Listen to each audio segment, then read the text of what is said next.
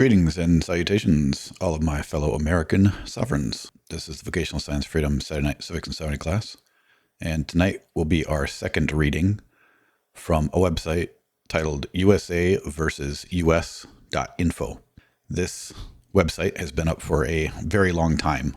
It was one of the first websites that I ever came across in my jumping down rabbit holes is to try to figure out exactly what on earth is truly going on, particularly in America. And it has grown over several years, at least a decade, maybe even longer. And we got through the original versus the corporate, the general descriptions, and we left off at republic versus democracy. So we'll go back and forth from one side to the other. So on the left-hand side is the de jure aspect of what's actually properly established in America. And then on the right-hand side is the de facto, what they created after the Civil War in 1871 with the District of Columbia Act, which we covered last time, and the rest of the subterfuge and deceit and criminality of what has been placed upon us, and even some of this even going back to the beginning of the revolution. Okay, so again, left side is de jure, right side is de facto. So republic. So I pledge allegiance to the United States of America and to the republic for which it stands, one nation under God, so on and so forth. On the democracy side, emphasizes democracy, which is the next thing to socialism, which is just another form of communism.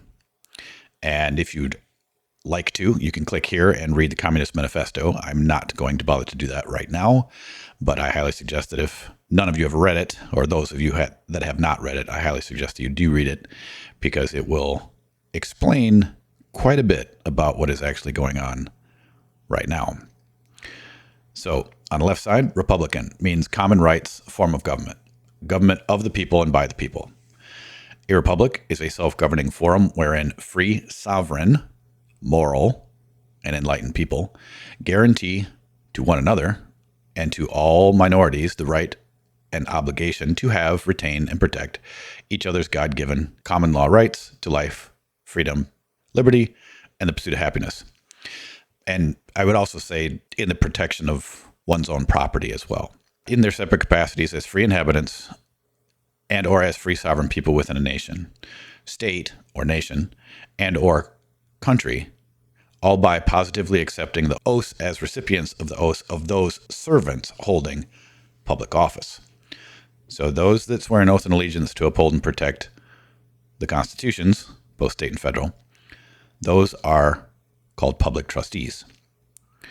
They're the ones that have to obey the constitutions. We, the people, are not bound by the constitutions unless we choose to become public trustees. To continue, the people created a republican form of government with limitations on their servants. The people are the government, not their servants, because the people are the sovereignty. The Constitution, Article 4, Section 4, shall guarantee to every state in this union a republican form of government. Franklin once said, at the close of the Constitutional Convention in Philadelphia on September 18th, 1787, a Mrs. Powell anxiously awaited the results, and as Benjamin Franklin emerged, asked him directly, quote, well, doctor, what have we got? A republic or a monarchy? Franklin responded, a republic, if you can keep it. And of course, old Ben was always kind of a jokester, but he was making a very important point that, to quote a maxim of law, he who slumbers on his rights has none. And when we think about that in terms of what our sovereign rights are, what our unalienable rights are, what our natural law rights are, they can be given up simply because we're not exercising them. Not so much that somebody took them, but that we are not aware of what they are, the ability of them to be exercised, meaning how do you do so, and that we have the right to do so. And to make a point about that, some of the most important rights that are necessary for us to exercise to be able to keep a constitutional republic are: one, the formation of 25-member grand juries, because a grand jury is the fourth branch of government. Most people know the first three, but very few people realize that the grand jury is the fourth branch of government, and it is above the other three branches. Another right, which people do not tend to use very often, is jury nullification. Now, of course, there's a vast difference between walking into some inferior court not of record compared to walking into a common law court of record, wherein the jury can decide both the law and the facts, which is what is referred to as a general verdict. That's a right that we have. However, they have altered the forms of courts to such an extent that we're no longer at law when we are in these courts. They're either equity, maritime amnesty, even military, and to a certain extent ecclesiastical. And we are barred, if you will, from being in the proper jurisdiction because of the presumptions and the contracts, the pledges, bonds, oaths of all sorts that keep us out of the capacity of being able to be at law. So we're only ever able to be seen as those that have civil rights instead of being sovereign and having unalienable rights and having access to the common law. Okay, but to continue here. All right, so James Madison, the fourth president, known as the father of the Constitution, made the following statement. Quote, "We have stacked the whole of our political institutions upon the capacity of mankind for self-government, upon the capacity of each and all of us to govern ourselves, to control ourselves, to sustain ourselves according to the 10 Commandments of God." Next one is Patrick Henry. "The Constitution is not an instrument for the government to restrain the people. It is an instrument for the people to restrain the government." And then 10th Amendment clearly states, "The powers not delegated to the United States by the Constitution, nor prohibited to it by the states, are reserved to the states respectively, or to the people." Ratified December 15th, 1791. Corbett, I think you got a live mic. Next one, this is just a Wikipedia entry, so I'll skip this. "It is very important to know that Congress has exclusive legislation power and authority only over certain specified purchases of certain reasons by consent of the state in which they lie. These are the only areas whereby, quote unquote, democracy is allowed to exist. Outside of these areas, a Republican form of government is guaranteed." So that's the docks in the erection of forts, magazines, arsenals, and dockyards, so on and so forth, in the federal Constitution. Now, what they're technically doing is they're considering all of the states' conquered territories since the Civil War. And they're considering all of the states basically to be under martial law since the Civil War. And they're administering all of us in the form of administering our estates because we're considered to be abandoned at foundling hospitals. No one comes forward to claim us. And so this corporate monstrosity sitting in D.C. comes in and says, oh, the presumption is that you are not only a citizen of the United States, meaning you're subject to the jurisdiction of Congress, but another presumption is also that you are a resident of the District of Columbia instead of being a de jure state citizen, meaning a Michiganian or a Texan or a Floridian or Californian. Like those are the proper terms of what you actually are as far as being one of the people of the several states of the American Union.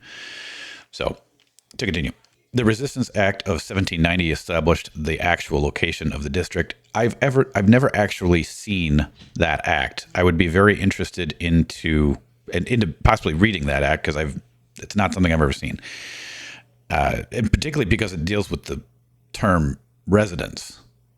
And that's also another presumption that they use, that if you are considered a resident of some location, that means that by definition, you're there temporarily. And at some point, they'll expect you to go back to where they came from or where you came from. And that would be, what is your domicile? So your domicile is supposed to be somewhere, and your domicile is supposed to be permanent. Your residence, however, is a temporary location of which you are doing business, which, again, the presumption is that you're a resident of DC, and that when you're done doing business, you'll go back to where you came from. Okay, so that's what residence means. But I'd be interested to actually track down that act. If I can find it, I'll put it into the mega file for class notes, which, by the way, the mega file for the class notes, I loaded up a few separate things into it. At the moment, I put in what happened during and after the Civil War, which I have several documents, the de jure 13th Amendment, and then the two folders that I have is what happened in 1913 and what happened in 1933, and then obviously the Vocational Science Freedom timeline doc, which we didn't get into too much last time. I don't know how much we're going to get into it tonight as well, but there are a lot of other entries in the VSOF timeline doc that clearly state and clearly help you to understand what on earth has been going on, particularly around the time of the creation of the de facto corporation. Okay. All right. So to continue on this side here, our country's founders cherished liberty, not democracy. That's Ron Paul for you. And then next quote, quote, a pure republic allows the people the power of choice. They may retain their rights to choose or waive it for what they believe is profitable or for gain. And that's a pretty accurate and very telling statement, because you can, by contract, end up exchanging your unalienable rights for civil rights. You can also end up exchanging your unalienable rights for privileges that you decided to beg for in the form of some contract or license. And a good example of that is a driver's license. Instead of exercising your unalienable right to travel, a marriage license is a good example. A building permit is a good example. And even voting registration is a good example. You've registered to vote in the democracy instead of having the right to actually vote as an elector in the republic. Okay, so that was Republican. Now let's go to the right side. So democracy means priest rule. A democracy cannot exist as a permanent form of government. It can only exist until the voters discover they can vote themselves generous gifts from the public treasury. From that moment on, the majority always votes for the candidates promising the most benefits from the public treasury, with the result that a democracy always collapses, always followed by dictatorship. The average age of the world's great civilizations from the beginning of history has been about 200 years. During those 200 years, these nations always progress through the following sequence: from bondage to spiritual faith, from spiritual faith to great courage, from great courage to liberty, from liberty to abundance, from abundance to selfishness, and from selfishness to complacency, which is very much at the point where we're at, and from complacency to apathy, and then from apathy to dependency, and from dependency back again to bondage. And that was attributed to Scottish historian professor at University of Edinburgh, Alexander Fraser. I've also heard several people quote that exact line. The first time I heard it, I thought, wow, that is very prolific, and it is very much going through everything of what we're now experiencing. So, okay, next one. Noah Webster. Often the most tyrannical government on earth, meaning, of course, democracy. Next one, Friedrich Nietzsche. Democracy can be explained as, quote, two wolves and a lamb voting on what to have for dinner. Or, quote, a political system calculated to make an intelligent minority subject to the will of the stupid. A mob rule, and this is just the authors, views, apparently. So the next, so mob rule, form of government meaning the impression of representation and rule by its citizens. But today, if one follows the paper trail, one will come to believe that it is ruled by Crown of England, Crown Templar, and the Vatican together, pulling the strings in Washington, D.C., as well as utilizing the quote-unquote mob rule principle. Now, part and parcel of that might be true. However, it's ultimately the international banking, dark occult, Luciferian filth. Now, are those people not also part of the Crown of England, Crown Templar, and Vatican? Yes, obviously they are. But I always go to that first and then think about these other things secondary, because these things are a secondary formation from the original Luciferian principle of I'm going to control the entire world. And these and many, many others, it's not just those three, but many, many other organizations and secret societies and think tanks, whatnot, all of those are all connected to the dark Luciferian mindset, which is, of course, the perpetuator of global communism. So, and then to continue, some believe the Roman Pope is in control, but actually the unseen, behind the scenes, Black Pope is the one in power, the one most people never hear about or know exists. The other Pope is just a figurehead for the people to see and relate with. Okay, he's got part of that correct. The Black Pope is the master of the Jesuits, the runner of that particular organization. I believe his name at the moment is Adolfo Nicholas, but there is one above him. It is a private role, and none of us are ever going to find out the name of this particular individual, but they are known as the Gray Eminence, and they are above both the white and the Black Pope. And it is a purely spiritual role, and both of them answer to the Gray Eminence.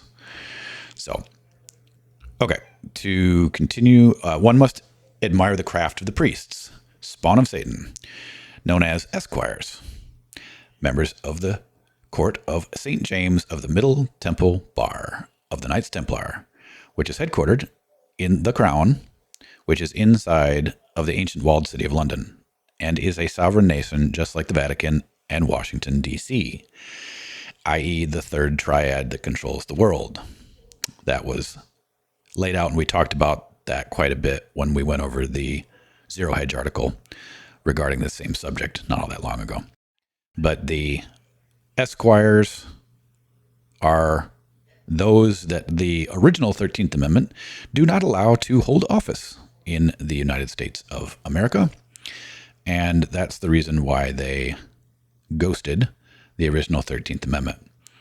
And again, if you want to look into the original 13th Amendment, what it said and its history, again, just go ahead and click on the mega file, which will be in the show notes for this, and just go to the 13th Amendment and you will be able to see exactly why wise men at one time in America said, you know what, maybe it's not such a good idea that we have people that are in our public offices that actually hold oath and allegiance to a foreign prince or principality.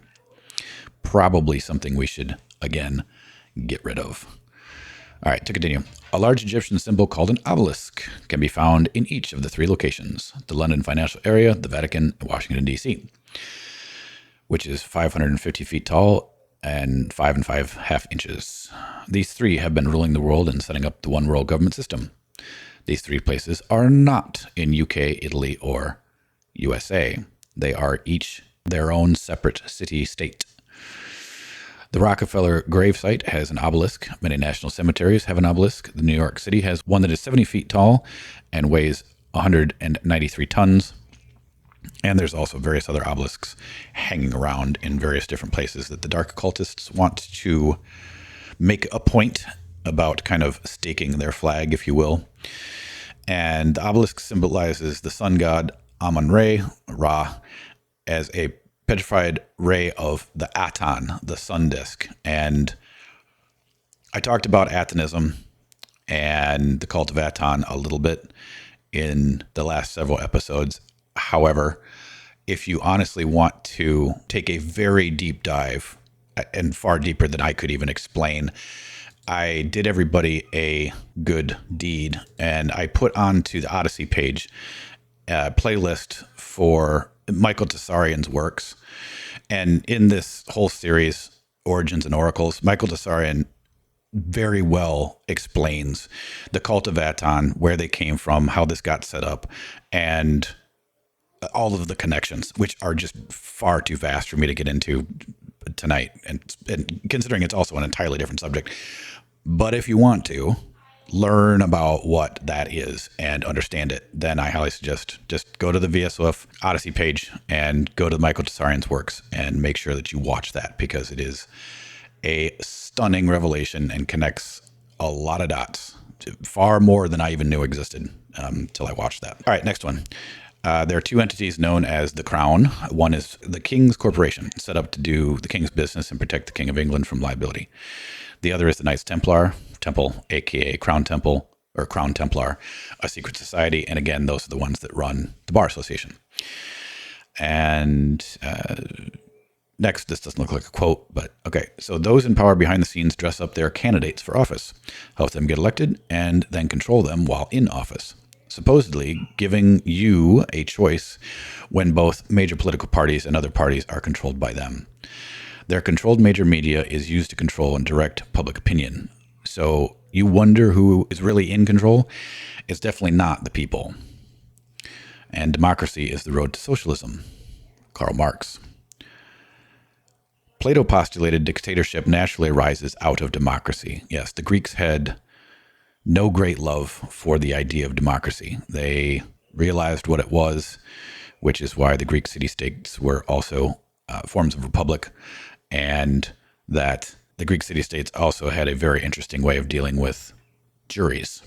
They made sure that they had at least 1,000 men in a jury. So the idea of that was that they figured that no one was rich enough to bribe 1,000 men.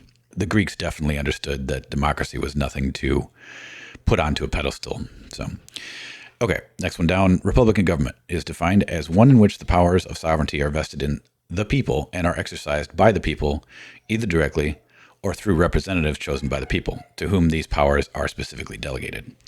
That's Black's Law, 6th edition, page 695. And then on the other side, democracy is defined as that from which government in which the sovereign power resides in and is exercised by the whole body of free citizens, directly or indirectly through a system of representatives. And apologies if I have a little bit of background noise. I think my neighbors across the hall might be having a party or something. All right, to continue. The rights of the people and protection of the people of America are its main concern, and maintains that all states shall be guaranteed a republican form of government. I predict future happiness for Americans if they can prevent the government from wasting the labors of the people under the pretense of taking care of them. Thomas Jefferson. And then on the other side, democracy expands and conquers by deceit and fraud. Yes, I think we've seen our fair share of that over the last 250 years. And uses words of art to deceive. That would be called legalese, my fellow sovereigns. Convinces Americans to utilize such words as residence, reside, which I also talked about, and U.S. citizen. Regional designations, fictional overlays such as California or CA, Nevada, NV, Texas, TX, etc. in addresses to expand its venue and control, and to obtain certificates of birth, and to sign up for Social Security to gain and maintain jurisdiction. If everybody wants to understand the totality of that whole registration of certificates of birth and how that all plays out, the best class to watch would be just the first featured class that I have on the Rumble site and also on the VSOF YouTube page, which is how your estates are stolen by fraud at birth. It's still one of the single most important classes that I've ever done. It's also the first class in the Reclaim Your Estate and Sovereignty classes on the YouTube channel as well. It is very important to watch. I covered everything, and I did it a long time ago, but nothing's changed based upon what they're doing. And it's a very good layout as to what they're doing, how they basically claim our estates through the birth certificates and the abandonment at the foundling hospitals. Okay. So, all All right, so next one here. The central government is limited in power and ability to its venue is restricted by the Constitution to the 10-mile square district, now called Washington, D.C., and its enclaves for forts and arsenals. The democracy side gives away American rights, lands, parks, and streams over to a foreign government, such as the United Nations, by executive orders or by decree, and calling them biospheres, biosphere reserves, World Heritage Sites, or some other designated name, as planned according to the 4th article of UNESCO's statutory framework for UN biosphere reserves. And again, not to put too fine a point on it, this is also what they're doing in the totality of basically considering the states as conquered territories. Okay. Republican side represents we the people and the state republics among nations. Democracy side represents its own supposed sovereignty among nations. What it really is just a de facto corporation pretending to act as a de jure government. Republican side, living souls are created by God and are answerable to their maker, who is omnipotent. One nation under God. The Bible is the basis of all laws and moral standards. In 1820, the USA government purchased 20,000 Bibles for distribution. Also take note of Public Law 97-280, approved October 4th, 1982. I don't know what that is. Let me see if this link works.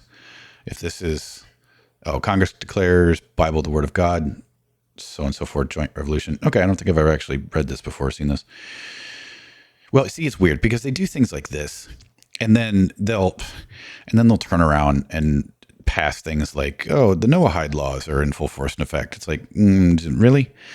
So anyway, and again, this being passed in 1982, shouldn't be on this side. It should be over here because this is something that was done by the Congress that is de facto. Because Congress, the true Congress of the Republic, has been seen die, which means without a day, since the Civil War. So technically, that passage should really be on the right-hand side, not the left. Okay, to continue, we recognize no sovereign but God and no king but Jesus. John Adams and John Hancock gave this response to a British major who ordered them and those with them to disperse in the name of George, the sovereign king of England, on April 18th, 1775. And Patrick Henry said, it cannot be emphasized too strongly, too often, that this great nation was founded not by religionists, but by Christians, not by religions, but on the gospel of Jesus Christ. And John Jay, first Supreme Court Justice, stated, quote, Americans should select and prefer Christians as their rulers. Well, certainly over, any other current religion out there that might be trying to get their foot in the door, which of course they already have, but we can get into that some other time. All right, now let's go to the other side because I don't want to get too far down here before I go back and forth. Okay, so here, so rights of the people, and then, so the so-called government sees itself as God. That's the democracy side. It sets morals and values in those that its jurisdiction without any basis. These values are ever-changing at the whim and are influenced by opinion in the media. This is also what is referred to as the attorney altering market conditions or changing the law based upon market conditions. Whatever they want to control, whatever they want to push from one direction to another, that's how they do that. And then emphasizes religious and social tolerance but discourages Christianity. It provokes the godly to give up their stand and to go with the crowd, meaning to basically give up your own sovereignty, to forget that you have free will, basically, is what that amounts to. And if there's one thing that American people need to definitely take back, it is their free will, and realize that all of these statutes, acts, ordinances, they're all suggestions. They're not actually law. And of course, the vast majority of them aren't even actual law anyway, because they don't have proper enactment clauses. If you check, I would say most of the states, maybe even all the states, statutes, acts, ordinances, and codes regarding the rules of the road, right? All these traffic statutes. What you're going to find is that most of them were never properly enacted into proper law. It's because they don't have an enactment clause connected to them, which most states clearly have stated within their constitution that in order for something to be a properly enacted law, it has to have a proper enactment clause. Well, why do you think they left off the enactment clause to the vast majority of the stupid traffic violation garbage? It's because they would never have been able to properly enact it. There's no way you could do that. It'd be in violation of the Constitution, both state and federal. Because it's literally depriving you of the right to property, the right to liberty, and certainly the right to exercise your own happiness by simply deciding to go down the road in your own private property. So anyway, just keep that in the back of your mind when you're thinking about that they're not protected and that the rights are not protected. No, what they're doing is they're trying to get you into contract. And then how that gets confirmed or how that gets locked down, if you will, is by your own volition. You're the one that decides to go and get a license and signs a contract and says, sure, I'll be subject to the statutes, acts, ordinances, codes of filthy esquires. So that's the problem. You're doing it in two ways. You're doing it in saying, yes, I'll go agree to the contract. And then you're agreeing to it secondarily by saying, okay, well, I guess I just have to do this. Well, no, you don't. But anyway, to continue. 1848, The Law by Claude Frederick by Bastiat. Okay, so, quote, thus it is easy to understand how law, instead of checking injustice, becomes the invincible weapon of injustice. It is easy to understand why the law is used by the legislature to destroy in varying degrees among the rest of the people their personal independence by slavery, their liberty by oppression, and their property by plunder. It is done for the benefit of the person who makes the law, the attorney, and in proportion to the power he holds, judges. It erases from everyone's conscience the distinction between justice and injustice. No society can exist unless the laws are respected to a certain degree. The safest way to make laws respected is to make them respectable. When law and morality contradict each other, the citizen has the cruel alternative of either losing his moral sense or losing his respect for the law. Well said. And if you'd like to listen to the totality of The Law by Frederick Bastiat, I have posted it on all of the platforms. All you have to do is just go in and type The Law and just into the search, and you'll have it pop up. And it's a audiobook, and I highly suggest that everybody listen to it. It's not that long. You do have to fast forward, I think, to about minute 17 if you want to get past the very verbose introduction. But if you just want to get right into it and just fast forward past 17 minutes. Okay, so on to the Republic side again. Here on this side, in the Republic, no state of emergency and is not at war. So we're supposed to be at peace on the Republic side. On the democracy side, U.S. continues to be in a permanent state of national emergency since March 9th, 1933, and possibly as far back as the Civil War. Senate Report 93-549, 1973. And yes, I would definitely say that it does go back to the Civil War. I've had debates about this with other researchers, and I take it back to the Civil War for various different reasons, because I've gone through a lot of the Reconstruction Acts, and also there are other researchers who are no longer with us, like Richard McDonald, who took the time to actually write into the Senate Research Committee and said, hey, are all the states basically conquered territories? And they said, yup. So, okay, so this side, the adjournment of Congress, sine die, again, without a day or without a fixed day, when 7 southern nation states of America walked out of the second session of the 36th Congress on March 27th, 1861. In doing so, the constitutional due process quorum necessary for Congress to vote was temporarily lost, and the Congress was adjourned sine die or without a day. To some, this meant that there was no lawful quorum to set up a specific day and time to reconvene. Some say that according to Robert's Rules of Order of Congress, automatically dissolved because there are no provisions within the Constitution allowing the passage of any congressional vote without a quorum of the states. Keep in mind that Robert's Rules of Order was created and published by Henry Martin Robert, who was born in South Carolina, 1837, He sold 500,000 copies of his rules in 1914. Those rules were not made a part of the Constitution, or any amendment to the Constitution according to the Constitutional Congress was only required to meet at least once every year on a specific date unless changed by law, and a smaller number may adjourn from day to day. Imagine that. Congress only convening a few days a year. Wouldn't that be nice? Dissolution does not take place unless the people, the creators thereof, or the posterity thereof, the sovereigns of the states, say so. Right. This gets into what I stated last time, that the only way that the republic is actually fully gotten rid of, if you will, is if the posterity, we the people, finally just give it up and never continue to perpetuate and protect our rights and keep it going. And another thing about this little passage too, Congress isn't run by Robert's rules anyway. Congress is run by the rules of Congress, which was something that Jefferson wrote, not this guy. Okay, to continue. Because the king's men did not attend a meeting required by him does not constitute a loss of the king's kingdom, nor his government. Good point. It just means that such men may lose their heads for not obeying the king. The king in this case is the people, or we the people. And Patrick Henry paraphrased that to prevent abuses of our government, we will assemble in convention, recall our delegated powers, and punish the servants for abusing the trust reposed to them. Okay, democracy side. On April 15th, 1861, President Lincoln convened Congress under the executive branch by proclamation number 1.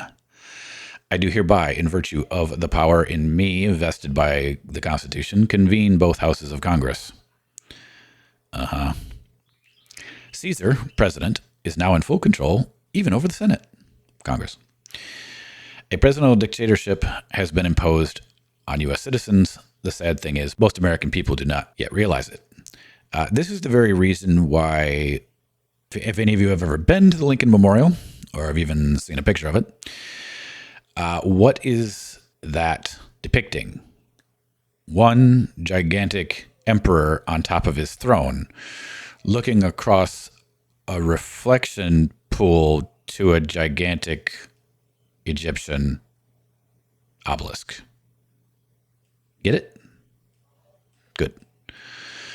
Next one. The corporate government created in 1871 will continue to exist as long as 1.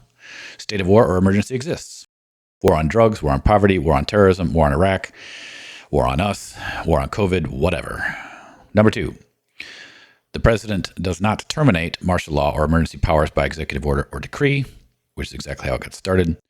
3. The people do not resist submission and terminate by resorting lawful civil courts, processes, and procedures under authority of the inherent political powers of the people.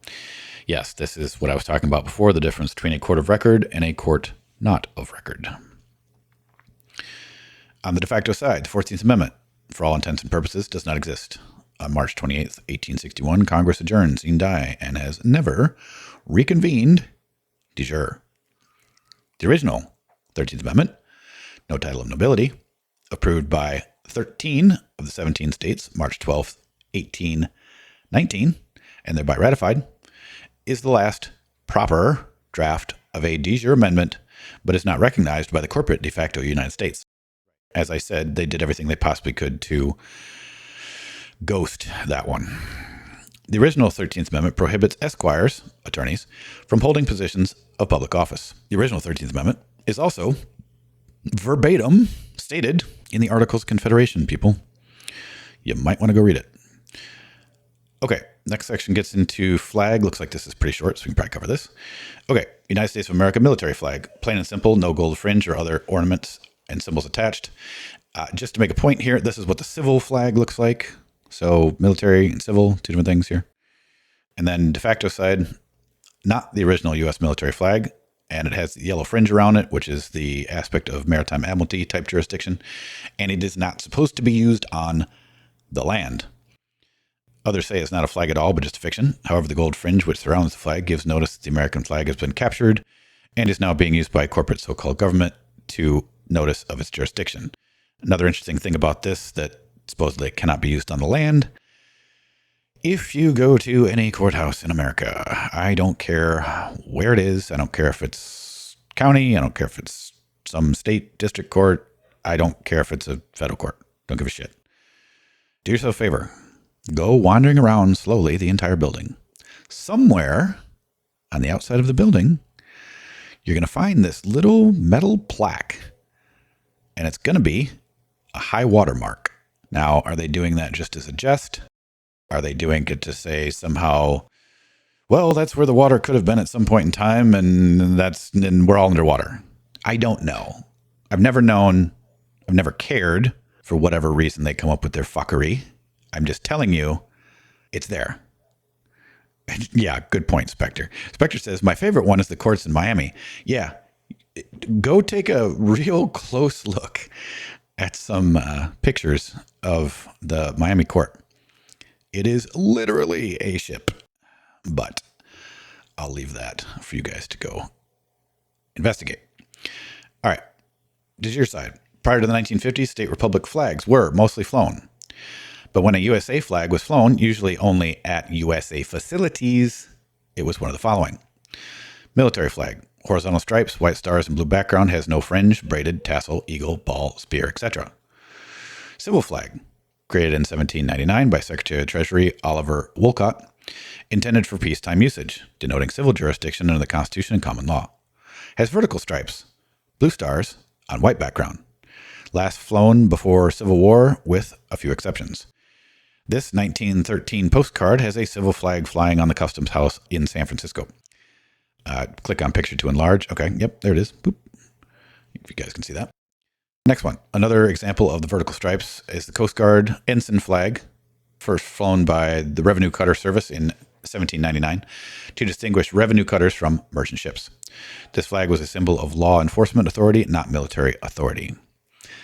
Okay, de facto side.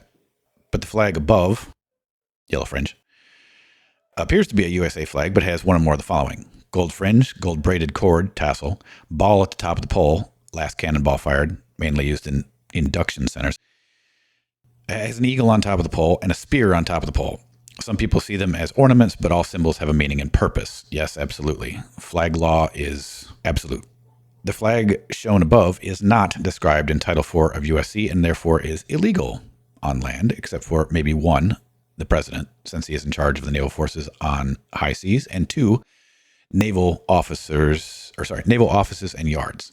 President Eisenhower settled the debate on the width of the fringe. The so-called justification for a naval maritime flag to be on land is that all land was under the high water mark at one time, even if it was eons ago. Hence what I just said. And there you go. Flags on poles flying at the same height as other flags have equal status. A flag flying higher than the flag below indicates superiority over the flag below. Note that corporate state flags fly below the U.S. flag. Now, I've always made a point about this. If someone were to decide to put up a flagpole in the front yard on their land, the highest flag at the top should be the flag of your house. It should have your house seal on it. Or if you want to design something else for your house flag aside from your seal, that's fine. But your house flag should be at the top of that pole. Then below it should be the state flag. Then below that should be the United States of America civil flag. And then below that, if you want to fly it, should be the United States of America military flag. That's the proper way to show anybody who has any knowledge of flag law what law is the highest on the land of which they are about to enter. So just keep that in mind. All right. Also keep in mind the states were originally sovereign over the central government, and only the state flags were flown except in the District of Columbia, not exceeding 10 miles square, its territories, forts, dockyards, arsenals, and other needful buildings, such as post offices. Purchased with the consent of the legislature, the affected state. The people in the geographical content USA are at peace, but the corporate government continues to be at war to exist, to increase and perpetuate debt, and to enrich others through defense contracts. Again, the enriching of the attorney. So, de jure, governing body. The free inhabitants are a government body unto themselves, not forced to join a quote-unquote state, not forced to be a citizen of any group, not forced to inhabit any territory, not forced to join the militia or military, not forced to pay unrequested services, like all of the things that you're supposedly paying for in your property taxes, right? The Northwest Territory and possessions were governed by 3 separate and distinct branches or departments equal to each other as to power and control of a segment of government, while being on the same playing field, laterally, in position to each other. Legislature, executive, judicial. The purpose of having 3 separate and distinct branches at the same level is for checks and balances, so that no one man or branch of government has complete power. And again, just remember the 4th branch, okay? The legislative branch consists of Senate and Congress. The purpose of the Senate was originally designed to voice states' rights, while Congress was voiced the people's rights, which, of course, that no longer operates that way on the de facto side. The senators were chosen by the states and were not, I repeat, were not elected by the people. Together, they can come into a conclusion that meets the rights, interests, and benefit of both the state and the people. Separation of powers, that'll probably explain a little bit more. And Theodore Roosevelt said in 1912 to announce that there must be no criticism of the president, or that we are to stand by the president, right or wrong, is not only unpatriotic and servile, but is morally treasonable to the American public. Well, fully agree with that one. And Hamilton said in the Federalist Papers, number 28, if the representatives of the people betray their constituents, there is then no resource left but in the exertion of that original right of self-defense, which is paramount to all positive forms of government. Well, that's saying a mouthful. If the persons entrusted with supreme power become usurpers, the citizens must rush tumultuously to arms. Wouldn't that be nice? Without concern, without system, without resource, except in their courage and despair.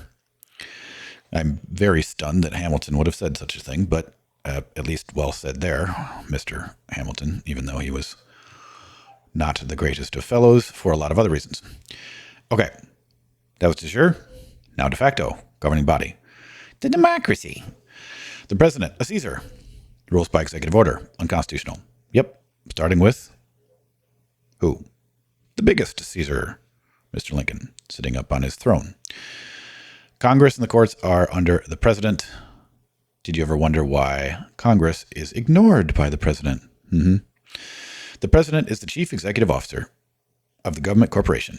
Impeachment today is nearly impossible, unless it is in the best interest of the controlling bankers, right, international Jewry, and the one world government elite, the Luciferian globalists.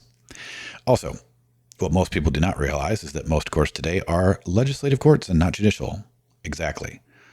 Precisely what I was talking about between the difference between courts of record and courts not of record.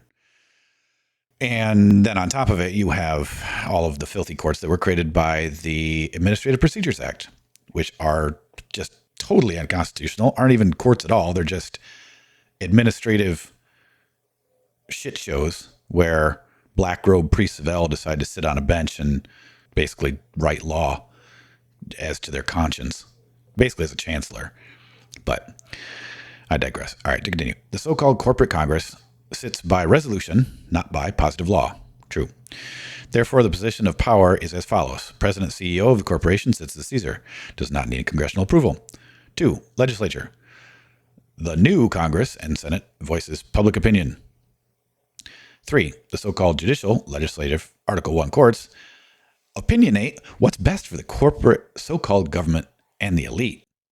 Certainly not for the peons, or otherwise known as citizens of the United States.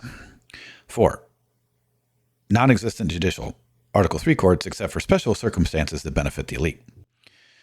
Right. The top position has control over the second position. The second position has control over the last position vertically and not laterally. There are no checks and balances unless the president is concerned with a potential revolution based upon the outcry of its citizens. Each puppet that comes into office wears a different costume but ends up serving the same master. That's right. The Luciferian dark occultists who are the total evil of the world and who have been taking over right from the beginning. Because what we took by force of arms, they have taken back by force of insight. Only 2 executive orders were overturned. The Supreme Court ruled in Youngstown Sheet and Tube Company versus Sawyer that Executive Order 10340 from President Harry S. Truman, placing all steel mills in the country under federal control, was invalid because it attempted to make law. Sounds about right. And then looks like number 2, quote, a 1996 order issued by President Clinton that attempted to prevent the U.S. government from contracting with organizations that had strike breakers on the payroll. Congress may overturn an executive order by passing legislation in conflict with it or by refusing to approve funding to enforce it. In the former, the president retains the power to veto such a decision. However, the Congress may override a veto with 2/3 majority to end an executive order. Okay. And the next section is all about money and specie, which is going to be far too long to get in tonight. So what I want to do is just quickly pop open the VSOF timeline doc and seeing how it's getting into currency. I guess I'll do a caveat, or like do some laying of foundation, let's put it that way, before we get into the money side next time. Okay, so Currency Act. So this is one of the things that really sparked off the actual revolution. It wasn't taxation without representation. That's the lie that's perpetuated by the Prussian education system of the books that are given out to school children, which are written by Israelis. The truth of the matter is that the revolution happened because the colonies were not allowed to create their own monetary system. I should just say, well, we didn't want a monetary system anyway. Our own system of currency. Say that. Okay. So the Currency Act of 1764 extended the 1751 Act to all of the British colonies of North America. It forbids them from designating future currency issues as legal tender for public and private debts. This tight money policy created financial difficulties in the colonies where gold and silver were in short supply. Benjamin Franklin, a colonial agent in London, lobbied for repeal of the act over the next several years, as did other agents. This policy to have the colonies always be in debt to the Bank of England was the single main reason for the Revolutionary War. That is the truth. And if everybody would like to have a full-on dose of banks and banking knowledge and history, you can go to the playlists on any of the platforms and then go to banks and banking history. And particularly, I would go and start with either Money is Debt or All Wars or Bankers' Wars. But you can watch any of these in their totality. And I would highly suggest just watching the whole playlist. You get done with this simple playlist, you're going to understand more about banking, more about the history of banking than probably 99% of the population in America.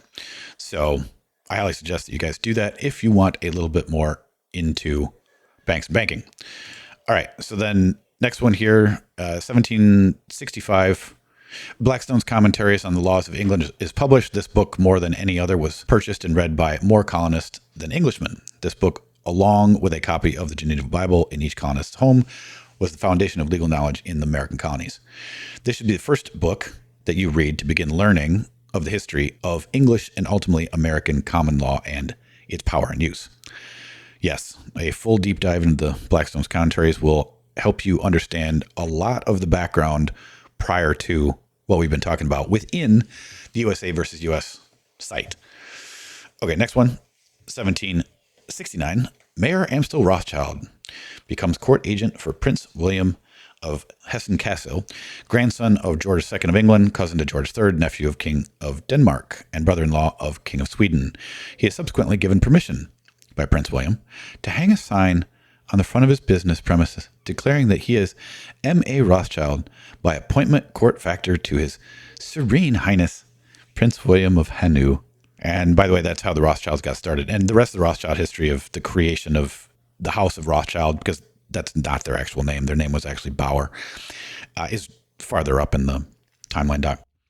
And then 1770, banking history, creation of the Illuminati. Mayer Amstel Rothschild draws up plans for the creation of the Illuminati and entrusts Ashkenazi Jew Adam Weishaupt, who outwardly is Roman Catholic, with its organization and development. The Illuminati is to be based upon the teachings of the Talmud, which is in turn the teachings of the rabbinical Jews. It is to be called the Illuminati, which is a Luciferian term, which means keeper of the light. On August 29th, Mayer Amstel Rothschild marries Gretel Schnapper. And I have a lot of these connections in, if you guys want to be interested in the rest of the Rothschild history, which of course truly is the history of our American money supply. Okay. And then, and just as a side note, with the timeline doc, in timeline doc up top, it's color coded. The entries are color coded. So in the green, that's ecclesiastical or having to do with the church. English law is this light blue. Maritime law or banking law, maritime law specifically, or having to do with the merchant law merchant, is in the orange. Banking law is red. Clandestine history, which I don't have too much of, or I haven't gone back and like really specifically determined which things I'm going to say are clandestine history, but this would be secret societies along with all sorts of three-letter agencies. And then the purple stuff is my personal notes. So just as long as you guys know when you come along and you find the color-coded stuff, that's what it's for. So when you see things in green, just know that, that's Vatican, or something to do with ecclesiastical law. And okay, so we're up to an hour for 9 o'clock. So I just wanted to give that as an introduction to you guys as far as the fact that you can download it. It will be in the mega file. And next time, we'll come back to getting into the differences of the lawful money and the legal tender, which we could take many, many days to go through. But I'm just trying to get through the USA versus US website as quickly as we can with enough detail that connects more of the dots, basically. But I'm not trying to make this last all of the rest of the year. Let's put it that way. We'll probably do this for maybe 4 or 5 more episodes to get through the end of it, because it looks like we're only about a quarter of the way through it. So, okay.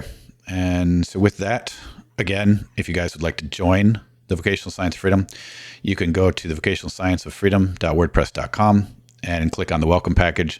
The link is in all of the show notes as well as in the about section. So just come here, download, go ahead and join the Revolt server, and also join us on Mega. Okay. And I will see all of the rest of all of you on Wednesday night for the VSOF Roundtable.